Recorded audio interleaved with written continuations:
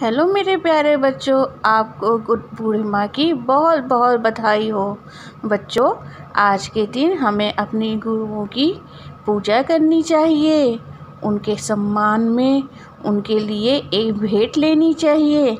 बच्चों, भेंट मतलब कोई छोटा सा गिफ्ट देना चाहिए और अपने गुरु का आशीर्वाद लेना चाहिए। तो आज हम गुरु के ऊपर ही कहानी सुनेंगे। तो आओ चलें और सुनते हैं कहानी। एक गांव में राजू नाम का एक लड़का रहता था। वो पढ़ने में बहुत ही कमज़ोर था, लेकिन तब भी वो मन लगा के पढ़ाई करता था। लेकिन क्या करे, राजू जितनी भी कोशिश करता उसे कुछ नहीं आता और इसीलिए कक्षा में राजू को सबसे पीछे बैठना पड़ता। घर पे राजू के मम्मी पापा किसान थे और वो सोचते थे कि राजू पढ़ लिख के आगे बढ़ जाए। लेकिन राजू सारी कोशिश करने के बाद भी राजू को बहुत परेशानी होती थी पढ़ाई में। वो कुछ समझ नहीं पाता था। एक दिन राजू परीक्षा में फेल हो गया और फिर वो रोने लगा और रोते रोते एक कुएं के पास जाके बैठ गया और वहाँ पे वो रोने लगा। तभी गुरुजी वहाँ से जा रहे थे। उन्होंने राजू को देखा और कहा, राजू बेटा, तुम यहाँ क्या कर रहे हो? राजू ने कहा, गुरुजी, मैं चाहे कितनी भी कोशिश करूं, लेकिन हर बार फेल हो जाता हूं। मुझे पता नहीं क्यों बार बार मुझे फेल कर देते हैं। मैं अपनी तरफ से बहुत कोशिश करता हूं, लेकिन मैं क्या करूं? मैं परेशान हो गया हूं।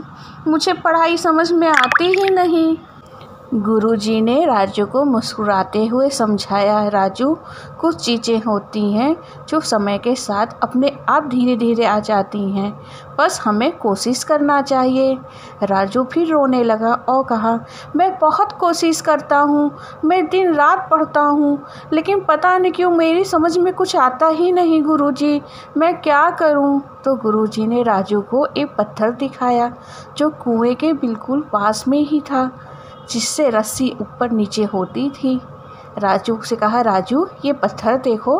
राजू ने उस पत्थर को देखा, कहा, हाँ, ये पत्थर है।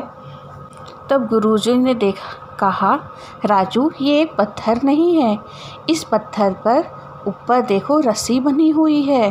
राजू ने कहा, तो क्या हुआ गुरुजी?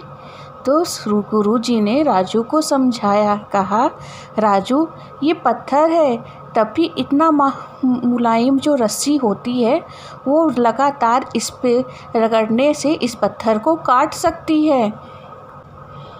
अब सोचो, जब एक रस्सी पत्थर को काट सकती है तो क्या तुम बार बार प्रयास करने से तुम पढ़ नहीं सकते हो? तुम्हें कुछ याद नहीं हो सकता?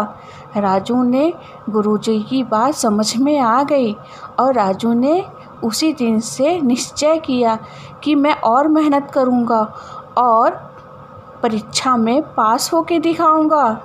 बच्चों, राजू ने बहुत मेहनत की और परीक्षा में बहुत ही अच्छे नंबर से पास हो गया। इसीलिए कहते हैं कि अपने गुरुओं की बात, अपने सर लोग की बात, अपनी मैम लोग की बात माननी चाहिए और जो हमारे सर कहें वो हमें करना चाहिए। ओके बच्चों, आपको ये कहानी कैसी लगी कमेंट में बताइएगा ज़रूर और फिर मिलेंगे अगली कहानी में। बाय बाय बच्चों।